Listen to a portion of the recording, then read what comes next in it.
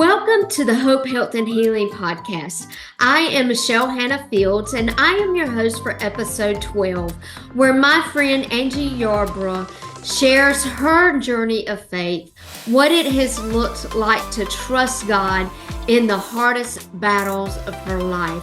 So sit back, relax with a cup of coffee or the beverage of your choice, and let's listen to Angi's story.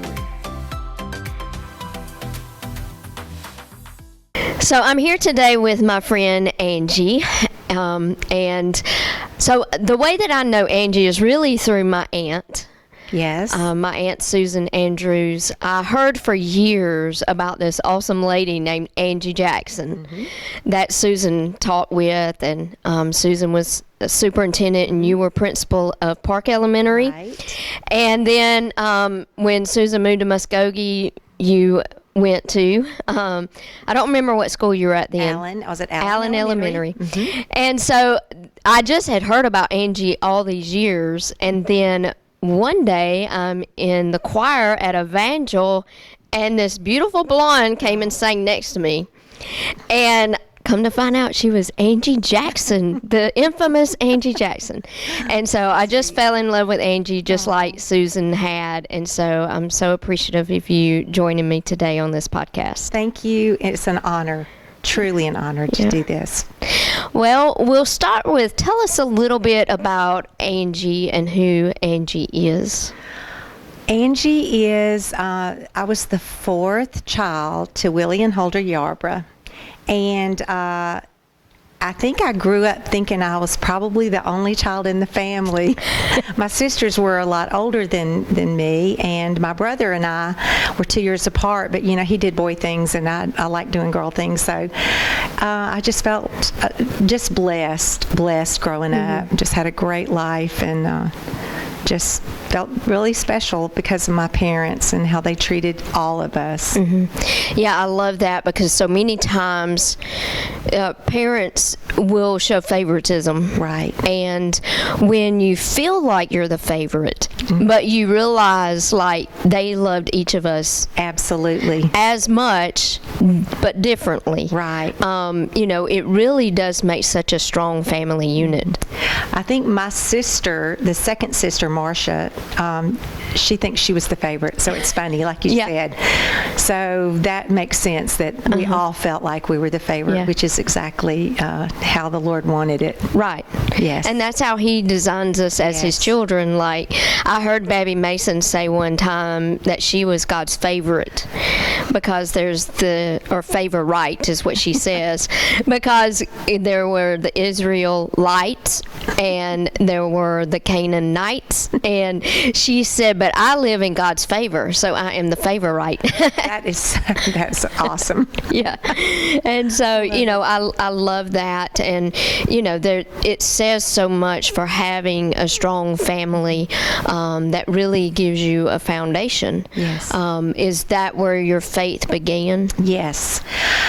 My mother had 7 brothers and sisters, and they were all raised by my grandparents, who were Congregational Holiness. Oh, yeah. I know that Congregational Holiness. So my grandmother, I remember her as being, when we would spend the night, she would be the one that you could hear praying for every one of us. We would just lay there, and you know, they had just a small little meal house, and we would lay there and you just kind of wait until she called your name out, and you go, yes, now I can go to sleep. So I was really blessed to be raised in such a wonderful Christian family with that heritage, you know. So that's really where it started really young for me. Yeah. And so the Congregational Holiness, that's actually where my grandfather was saved. Really? Yes, in Manchester. He was saved in a revival at the Congregational Holiness Church in Manchester. Wow. Yeah, and eventually that church became Abundant Life that my Uncle Sanford pastored and I attended. Oh, my goodness. So you understand all of that. Yes, I do. Yeah. I can remember going to revivals or going to night services, and I was really young and just thinking, wow, what what is going on, because everybody was so excited. And Yeah. But I just have vivid memories of all of that in LaGrange, Georgia. And actually, they had a teeny weeny little church, and my grandmother taught Sunday school, and I think all the kids were maybe in like one class. Yeah. My grandmother taught, but just such a blessing to be able to have that growing up, to look back on, and to know absolutely those prayers my grandmother prayed for all of us. The Lord heard them. Yeah, He's and honored those them. prayers live on today. They do. It just, it's like they echo, Yes. and so they're always coming to the throne room. So even those prayers she prayed when you were a little girl are still coming before the Lord Yes, today. so I love awesome. that. And Susan shared in the podcast episode a couple of weeks ago that she was talking about Pawpaw praying the same way your grandmother prayed, and how he would pray out loud and Yes. so loud. Yes. And she actually had friends over one day when that happened, and they were like, "Who's yelling?" And she's like, "Nobody's yelling." And they're like, "Who is that man? We hear this man yelling." And she's like, "Are you talking about my daddy praying? Like, doesn't everybody pray like that?" So, it's neat that you shared that about your grandmother and how Yes. that was something that you remember from childhood. Yes. Yeah. Well, so tell me about your own faith journey. Like, when did you get saved, and what has your journey been like? I remember vividly, I was saved at Oat 70 Baptist Church in the 7th grade with my best friend, Diane White Taylor, and we are still friends today. Oh, wow. And I just remember Brother Hedgegood made us sit all on the front row. So all the teenagers, we were sitting there, and just felt like, man, I better run down to the altar because I am missing something, and I don't want to miss anything. So that's really where it started. And as far as me individually and on my journey, and all through high school, I remained. My parents owned a retail store. They owned a clothing store, and they worked all the time. So a lot of times I would rely on other people to take me, to church or pick me up.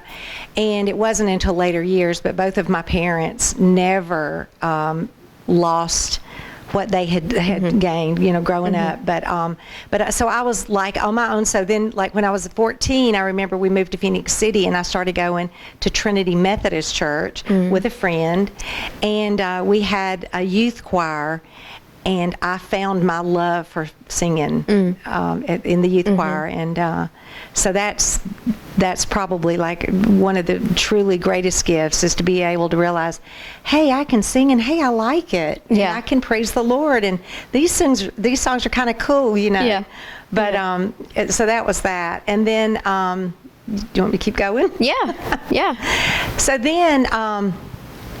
I think all through high school we had like a prayer club, and I went to Glenwood in the early 70s to the mid 70s, and we had a prayer club, and we would pray in the mornings before school started, and the gym would sit in a circle, and we would pray, and I think that just I can remember in my senior picture. Says underneath, we had a little quote, and it said, "The gift of God is life's gift to you. What you make of your life is your gift to God." Wow, I love that. So I just thought, I want this life to count for God, and so then let me fast forward. After my first son Hunter was born, and I got married at 22, and I had a son Hunter at 24. And after he was born, I was sitting watching the Hour for Power. I don't know if you even know what I'm talking about.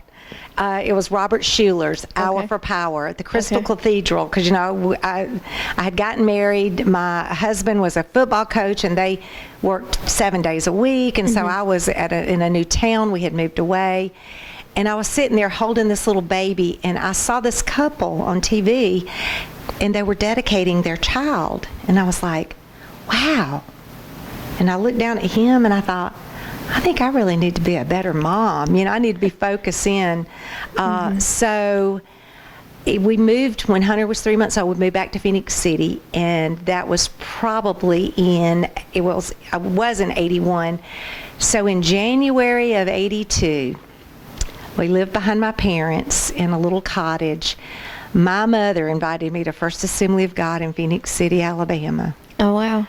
And I went, Mm-hmm. and the song that the pastor and his wife sang was "You're My Best Friend" by the country singer Don Williams. But they related it to Jesus. Yeah. And I was a big Don Williams fan, and here I am sitting here, okay, I'm at church, they're going to sing, this is going to be pretty cool. And when they played that song, and they had the words, relating it to Jesus, I thought, wow, there again, music drew me. Yeah. And I was like, wow, this is where I need to be. Yeah. So from that point forward, the Lord just allowed me the opportunity to serve there. I taught Sunday school there. I was baptized in the Holy Spirit there. Taught college and career age kids, and it was just such a wonderful time in my life. And with all of that being said, I was there alone. My husband was a coach, and he always used that, I've got to work on Sunday, and he did. They worked 7 days a week, but it didn't hinder me. I kept going. Yeah. I thought, this is the most important thing I can do for these children. Yeah. And I know the Lord wants the man to be the head of the house, but sometimes it doesn't work that way. But I said, somebody's going to be the head, and it's going to be me, because these children need Jesus in their lives. So that's just kind of sums all of that up. Yeah. And, I think that is so important, and especially even, like you said, if the husband is not going, there is that responsibility. Absolutely. And God honors that, and especially like even with single moms and single dads, taking that initiative to take them to church and, raising them up. Right. So, I think that's a great lead in to your son, Heath. Yes. And just his testimony. Yes. So talk a little bit about like how you saw, not just with Heath, but Hunter and Hannah, how you saw them blossom in their faith and what it meant to you. I know there's a scripture that says, I have no greater joy than to see my children serving the Lord. Yes. And so what does that mean to you, and how you saw your children in the faith? Yes. Well, I really have to say that of my 3 children, the one most vocal in the faith was Heath. And there again, this was when they were like, Heath was 15 years old when he really started getting big in Evangel Temple and doing the fine arts competitions. And I hate to say this, but honestly did not even know he could sing as well as he did until I showed up. Evangel Temple had the fine arts tryouts, and Heath sang, and I was like, what? I mean, he had a guitar. I bought him a guitar for $50. I told him if he learned to play it, I'd buy him a nicer one. But he played and sang this beautiful song that he wrote, and I went, what? Because I was busy, I was a principal, I was teaching, and so, but he was always at youth and working, for the Lord, and just, I was so proud of him, but I was thinking, whoa, where have I been? Yeah. But, so he was like the one that was most vocal. Now, Hunter and Hannah were good, and they were always in church, but Hunter was athletic. Yeah. So that was kind of where he liked to shine, but Heath was the musician. So, I really and truly, I can't even explain how much seeing Heath sing and seeing him shine in his own right meant to me, because he had the older brother that was the superstar in all that sports. And then there was Heath. And I can remember the first song he did learn to sing for David, his father. Heath, it was Wild Horses, because David loved the Rolling Stones, and he knew his father being an athlete, okay, he's playing the guitar, but when Heath came in there and played Wild Horses, David was like, wow, and it was kind of like, that was really a great time for Heath. Felt really good about Heath, about, man, now maybe, I'll be looked at as special, because I know he felt like he wasn't athletic and didn't like sports, but he really shone brightly in what the Lord had gifted him with. Yeah, I think that's so good. And oftentimes when you're a middle child, yes, you kind of are not in the limelight as much, and living in somebody's shadow like Hunter, and not being athletic, and having that gift was super special. Yes. God planted that in him and gave him that talent. I heard this, I don't remember where I heard it. It was a teaching or a Bible study, but they said that, God gives you talents and gifts. Well, what is the difference? A talent is what God has given you that is uniquely yours. It's special. But a talent is what you do with that in the world. A gift is when you take your talent and you use it for the Lord. Wow. And I was like, wow, that is so awesome, because I'd never thought about that before. Me either. And so you could have a talent for playing the guitar, but what Heath did was he took that talent, used it for the Lord, and that became his gift. Right. And so he wrote songs. He wrote songs. And the funny thing about Heath is when he first started, he did write, a Christian song, and then when he got a little bit older, he started writing love songs. And I was like, and they were always sad. And I was like, Heath, who has hurt your feelings or broken your heart? And he's like, Mama, nobody. Well, then later on in life, I've learned that each one of those songs were specifically written for someone, which was really sweet and precious. But so Heath wanted to be famous. That was his thing. He said he was going to be the next John Mayer or the next Dave Matthews. He just had these grandiose plans. But he went to Austin, Texas, and lived for a while. So he kind of got out of the church. And I have to say, I think Heath was hurt by something that happened with singing. Musicians, if their hearts aren't pure, they can be jealous and they can hurt people. And I think he kind of got hurt for a little while, but it was okay because he got his taste of what the world would give, and then he made full circle and came back. But so I think that's really important too for parents to understand. Listen to your children. If they don't want to go to church, if they don't want to go to youth or something, dig deeper, because there's something that's happened or something that's going on. And I think, I don't live in any regrets for anything, but I just think if I had listened maybe just a little bit closer sometimes to why he didn't want to go or why he wasn't hanging out with the same kids, then maybe I could have intervened. But then again, God's plan is that we go through struggles sometimes to make us better. Yeah, I believe that. And, I think, too, Heath going to Austin and seeing what the world had to offer, it showed him what God had that was more beautiful. Yes. And even though you can be hurt in the church, I've experienced that myself, that's not God's way. No. And we have to realize we're human too. That's right. And I can hurt people's feelings even when I'm not trying. Right. And I told somebody yesterday that, a lot of times when I say things, it sounds a whole lot better in my head. And when it comes out of my mouth, it doesn't even have the same interpretation by the individual who's receiving it. Absolutely. Than what I was planning on giving. I know. And, I'm like, well, that didn't come out right.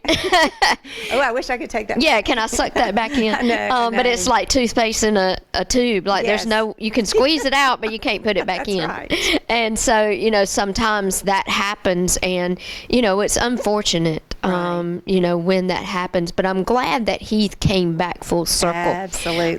Because he was instrumental, I believe, in the imminent worship. Yes. Okay. Yes. Okay, I have to help you with that. Yeah, please. It's great. Not me not to help you. That was one of those things that flew out of my mouth. I got to help you. Okay, so Heath and Ian Allen, I wish I could name all of them. I can't think of who all they were, who all was involved. But they were interested in drawing in the young people. And what I had found out is Heath had gone to different churches, Golden Acres Baptist Church. He had gone to Winton Methodist, Cross Point. He had gone to different churches sharing with the youth how to sing praise and worship, and he would demonstrate it. And so then he kind of got this fire in, well, these people are responding. Let's try with just, putting all of them together. So that's kind of how the basis of it started.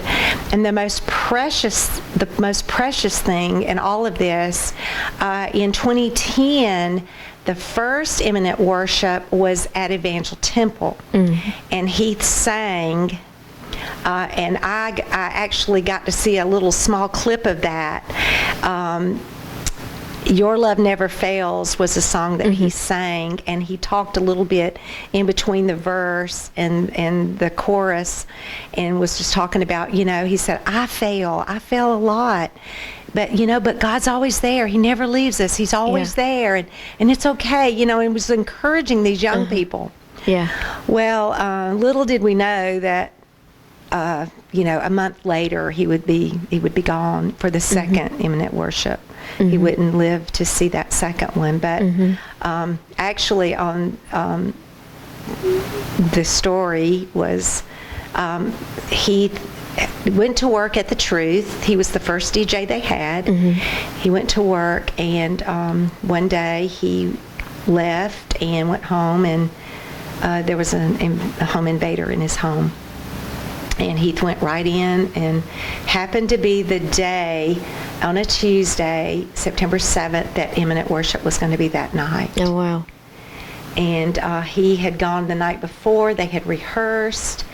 They did this song, How He Loves, Jesus Culture song. And the story behind that was there was a youth pastor who had gone to a youth revival, and he had made the comment, if it took me having to lose my life to save any of you, it would be worth it. Well, Heath told that story on that Monday night when they practiced. And then the next day, he was gone. So anyway, he was in his home, and the home invader chose, instead of letting him leave, he was trying to leave, he just shot him and took his life. And that was like unbelievable. Yeah, you just can't even. You can't even fathom that. You can't wrap your head. And I know, as a mom, it's unfathomable. It is. So let's talk about, and I love that he shared that the night before. And now, I don't remember this. Did they continue to have the imminent worship night on Tuesday? They did. It was so sweet because they had his guitar. Yeah.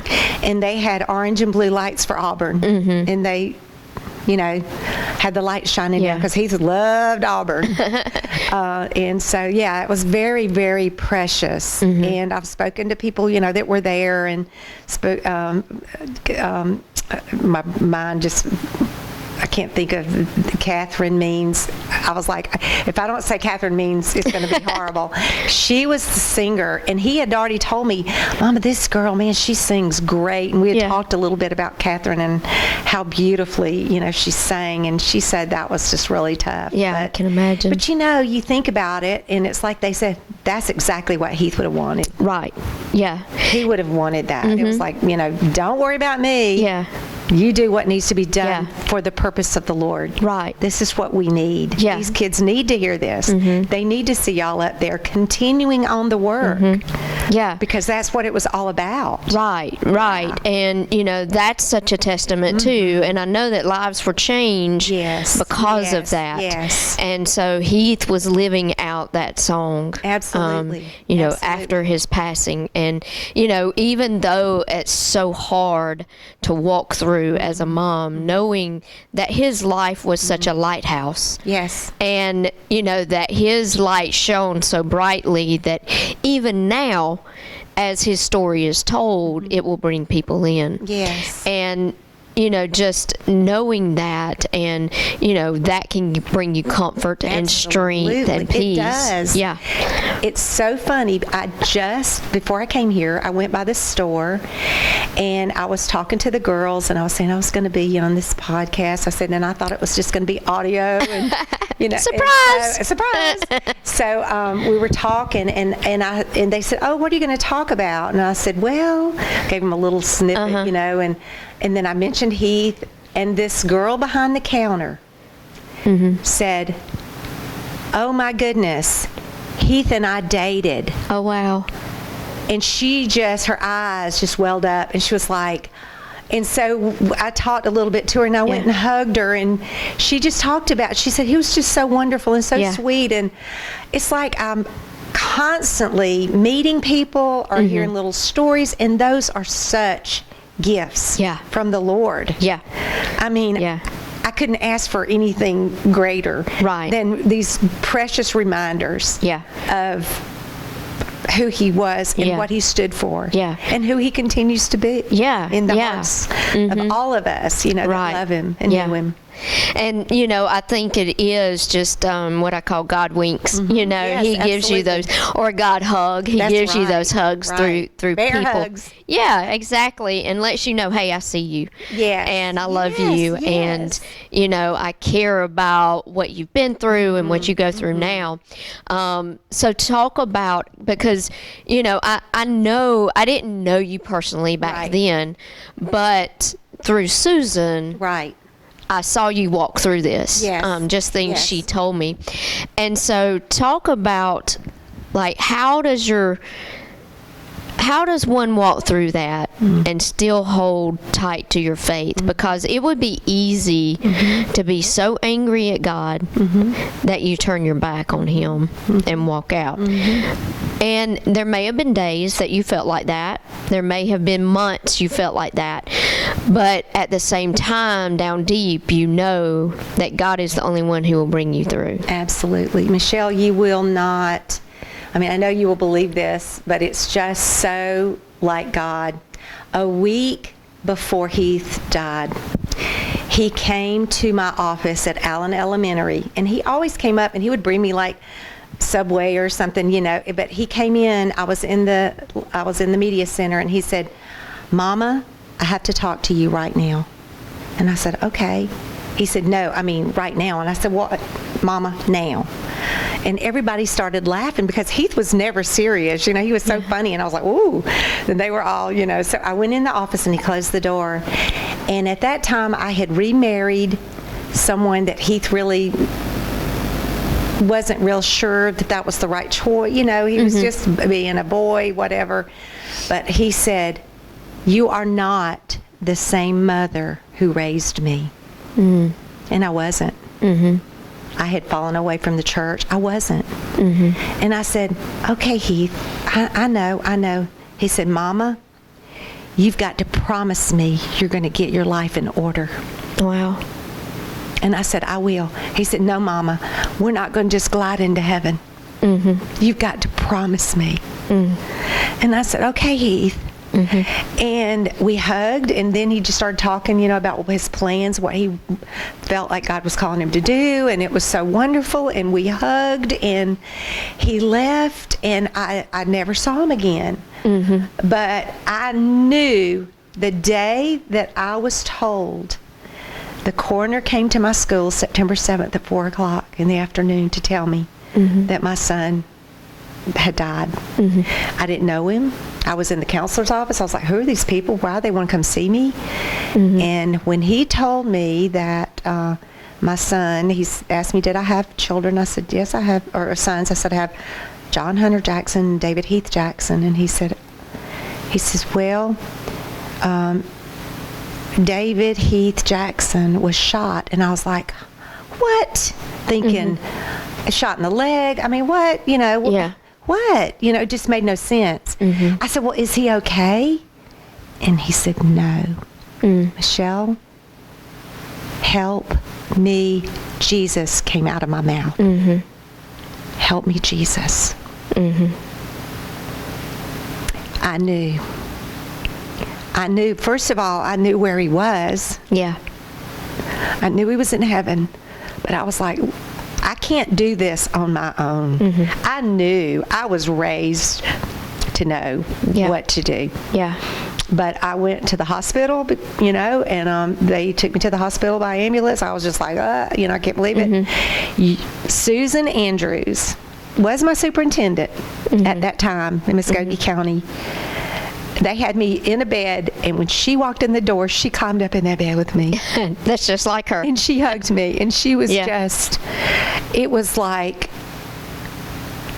I was engulfed in peace, in love, and it was straight from heaven. Yeah.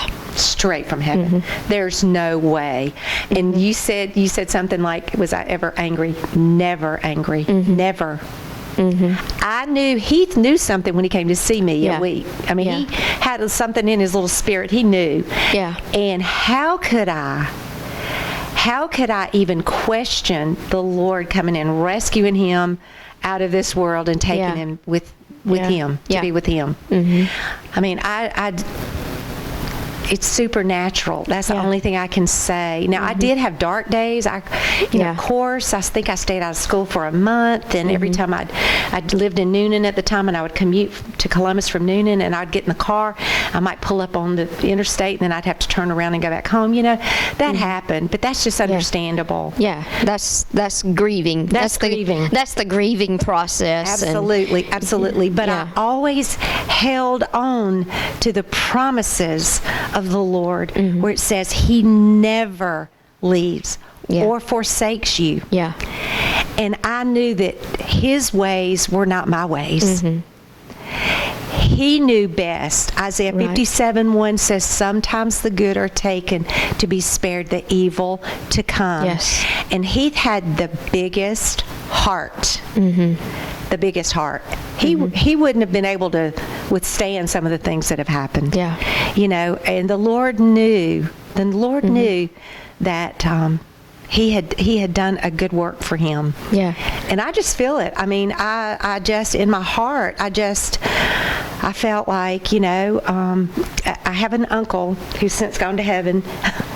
He looked at me over at my mom and daddy's like the day or two after Heath died, and he was sitting over in his chair, and he said, Angela, that's one child you don't have to worry about. Right. And I said, you're absolutely right. Yeah. He's safe. He's safe. Yeah. He's safe. Yeah. So the impact it had on Hunter and Hannah was just monumental. I mean, they both reconciled their relationship with the Lord, and you know, it's just, if the Lord had taken either or the other two, I wouldn't have known what to do. Right. You know, but He chose the one that He could say to me, you understand this. You've got this. Yeah. I love that. And, you know, God is gracious in that. You know, absolutely. We talked about yesterday with Susan and Sanford about losing Joey. Yes. And Susan said a couple of weeks before Joey passed away that he came to her office and talked to her about how he had recommitted his life to the Lord. He'd worked on his relationship, you know, he was good, you know, and that he had shared that with other people too. And so, you know, and then Sanford, the Lord told him, I've taken Joey. and how that just brings you comfort, Yes. even though you go through that Oh, grieving yes, process, yes, and even yes. though you have those times of sadness, and you wish he was here with you to Absolutely. experience this. You Absolutely. know, like, my job now is to go to him. Absolutely. You know, and Yes. it changes things. Yes, It changes perspective, and all of that. Talk about one of the things that I would imagine you had to go through is forgiving the one who was responsible. Yes, yes. And so what did that look like? That was a long time. That was 3.5 years of going to pre-trial motions because we were in a death penalty case. They were seeking the death penalty. So that was 3.5 years. We would go to court. And we would sit there, I guess maybe it was about every 4 months or so, and we would sit there, and I would see this person, look at him through the glasses, the glass in the door, and I would look at him, and our eyes would meet, and I would not turn my eyes away, and he would. Yeah. And I even, kind of made a joke with somebody, and I said, what would you do if I jumped over the banister? And one of the sheriff's deputies said nothing, but I mean, I was just so full of, I couldn't believe that he had done this. Why would you? Why Heath? But so I was angry at him. Right. I was angry at him. Yeah.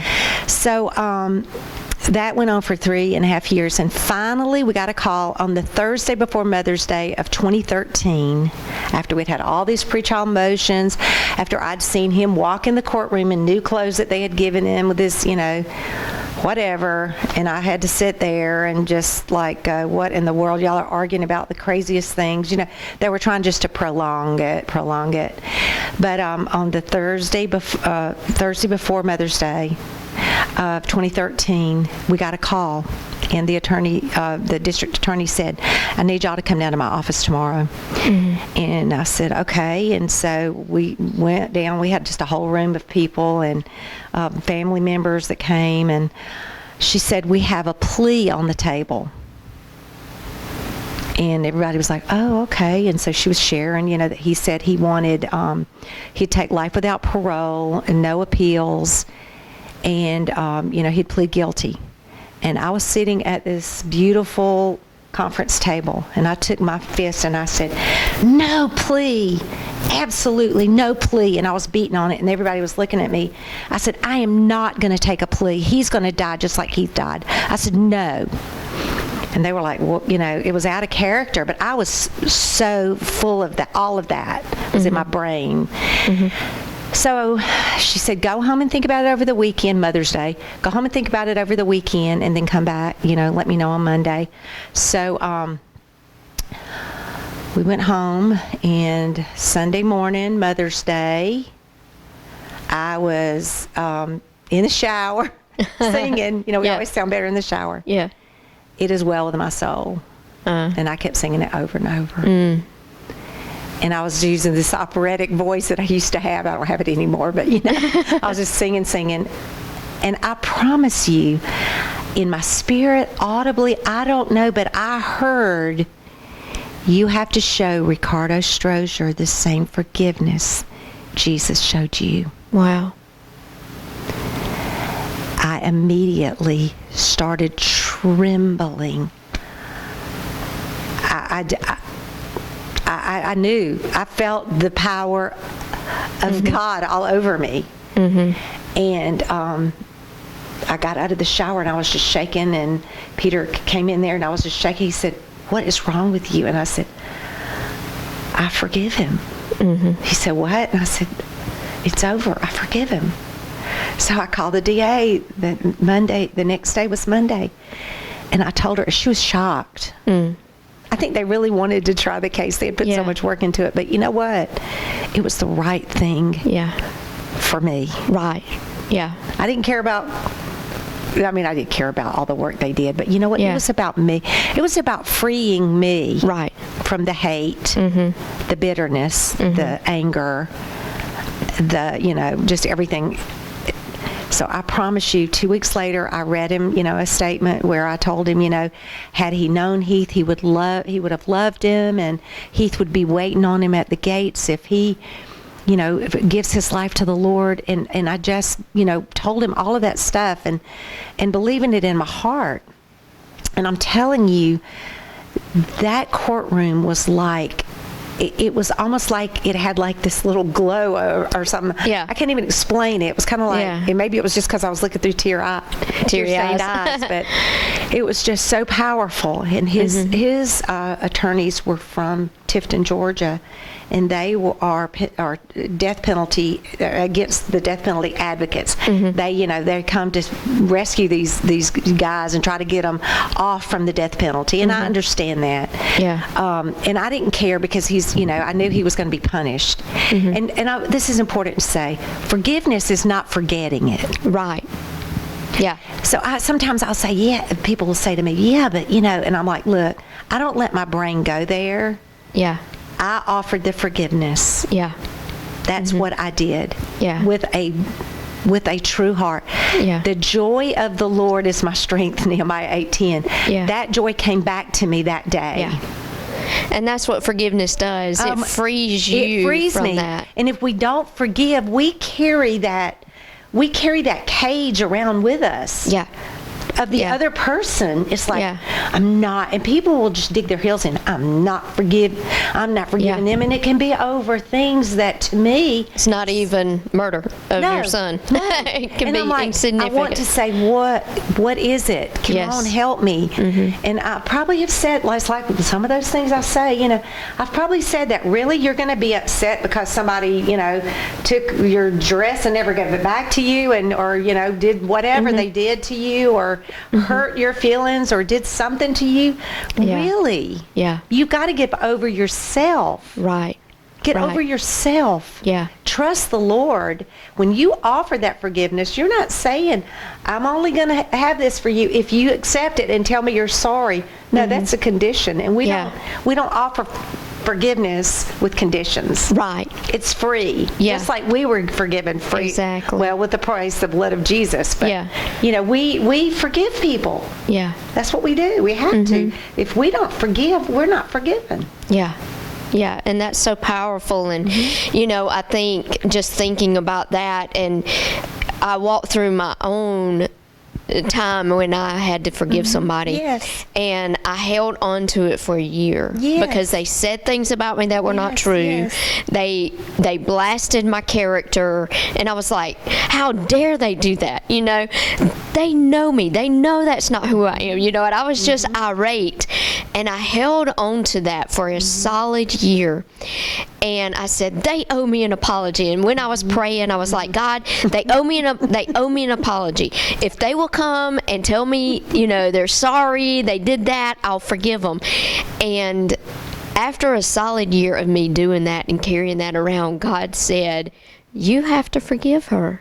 And I said, but God, she needs to come clean that she was wrong. And he said, that's not how it works. And finally, I said, okay, God, I forgive her. And it was like that moment, you feel that lifting, and you feel you're not carrying that around anymore. You release the shackles of what that does to you, and then you can go in freedom. That's and right. I think just how you were able to do that and offer that. And another friend of mine, she was sharing with me that that you have walked through forgiveness when you can have gratitude for what you went through. Oh, absolutely. And so I thought, wow, that's so powerful, because how many times can we think we've offered forgiveness for something, but there's still a little tinge there of resentment or whatever. But when we can be grateful for walking through it because of what God's taught us, and because our faith has been strengthened, and realizing that forgiving somebody is not saying that you approve of what they did, absolutely, that you are in agreement with their actions, that, all of those things. That's not what it means. It means God forgave me, and what I did was just as bad as what you did. Yeah. And I forgive you. Yes. And so I love that and just your perspective. You know, I know you started a ministry Yes. during this time, and how God led you to that, and your heart behind it, and maybe, you know, what your experience was in that ministry. Okay, in 2012 in Columbus, so Heath died in 2010, and then the forgiveness piece came in 2013. So in 2012, God was starting to work, you know, in my heart, even then with something great and special to help other people. He put these people, these names, these occurrences in my mind. There was like one young lady had a car accident, and the lady was texting and driving, and then one was a drunk driving incident. A girl was killed, and there was a young man who had overdosed on drugs, and just all these things happened like in a short amount of time. I guess it was in maybe like 6 months, and I felt the Lord tell me, contact these people. And I'm like, well, I don't know them. I mean, I knew one lady, but not really well. And I was like, Lord, I don't know these people. And he was just like, trust me. So I went on Facebook and I started private messaging these people who had lost these children, these teenagers and these young adults. And I said, look, the Lord has put on my heart, I want to start a support group. I'm the principal at Allen Elementary. I'm not a counselor, but I've been through it. You know, this was 2 years after Heath had died, and I said, I can share some stuff with you. And so we started in July of 2012, and we met on the last Thursday of the month, and we went for 10 years. We met for 10 years. Healing Hearts was the name of the group, and we met. I met some of the most incredible people. And I can promise you, when you share the grief, and it started out with just being children, if you'd lost a child, well, then it moved into, you know, people who'd lost a spouse or a parent. But in the beginning, it was like all of us had lost children, and it was tragically, it was suddenly. But when we all got together, it was instantaneous. We just bonded. We felt like family.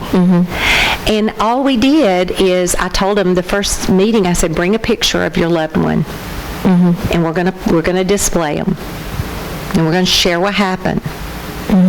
But the main thing we did, we prayed. And I shared scriptures. I shared what I had turned to, and how the words the Lord had given me, and how they had strengthened me. And absolutely, it was God. It was God, because we grew in our faith, we grew in our grief, we grew in how to handle it, and from that, people graduated kind of out of it, and they would be like, I'm sorry, I can't come. I said, look, I don't expect you to be here forever. I mean, it's great that you feel like you're strong enough now to go on your own. And I promise you, there were some who were not really wanting to live any longer without their child. And it was all Jesus in it. It was all the Lord. And I just feel like it's probably one of the greatest things the Lord's ever allowed me to be a part of, because I grew so much, and it helped me with my grief. Because I would hear stories, and I would be going, man, that is so sad, and because I was like thinking, man, that's terrible, and I'm thinking, well, wait, you went through it too, but it touches you in such a way that. I don't know. It was wonderful. And there's another little Healing Hearts that started in Phoenix City, and a lady started it because she couldn't come to Columbus, and so I try to go and and visit with her and help her get it going, because it's something that people need it.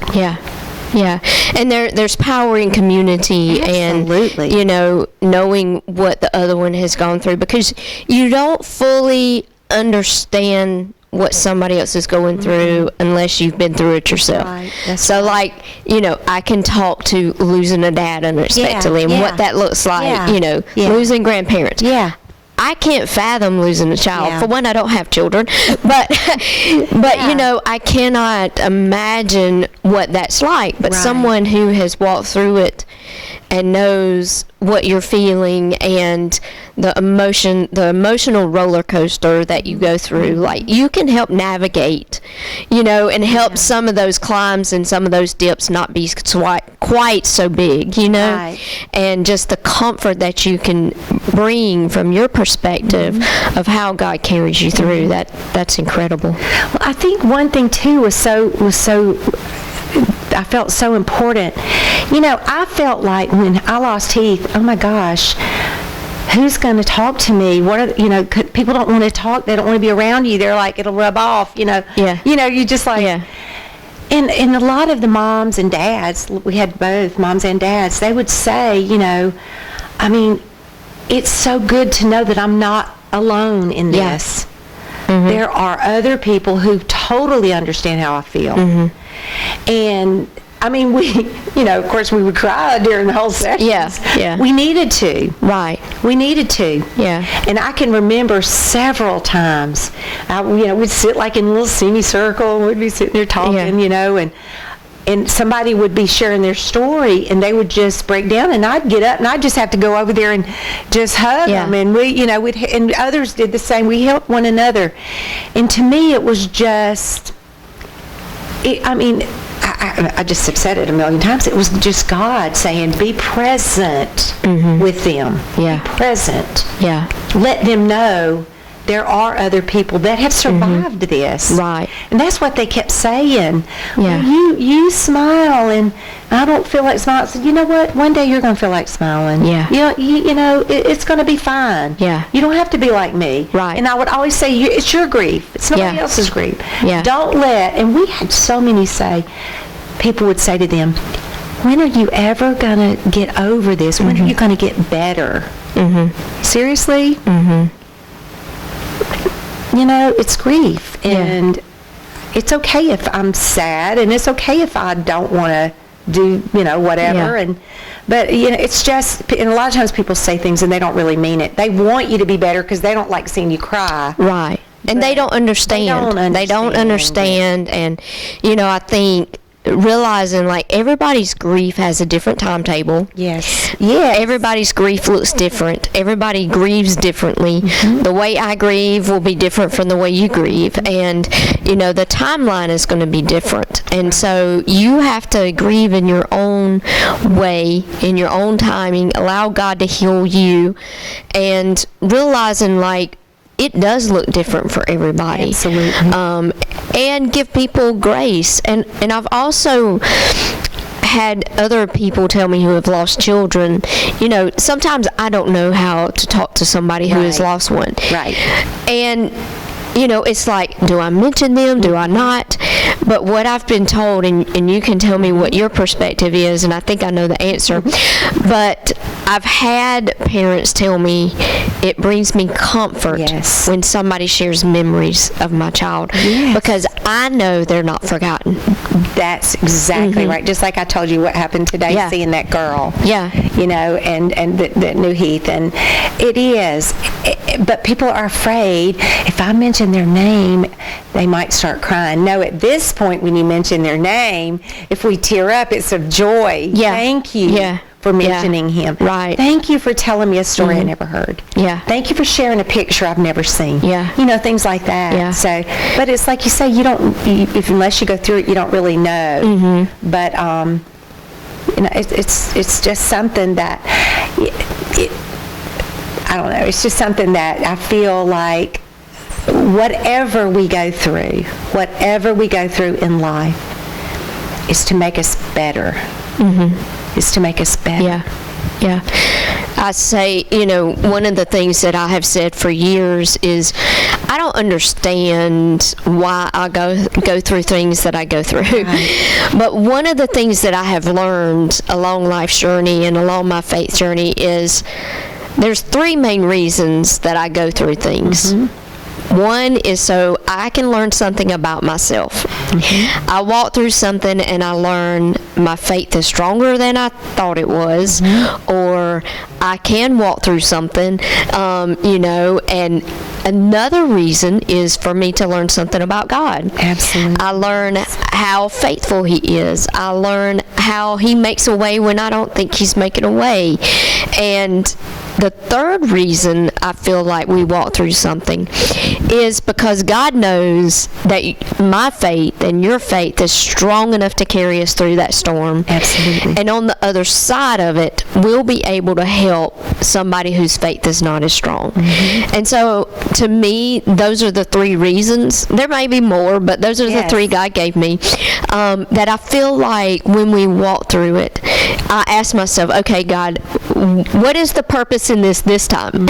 Yes. And so sometimes I don't know right away why I've walked through something, but there is always in the future I meet somebody that's going through the same thing, and I can say, you know what, I've been there. Yes. I know exactly how you feel, and I don't know how God's going to work this out, but I can assure you that you're going to come out on the other side and you're going to be amazed at where you are today.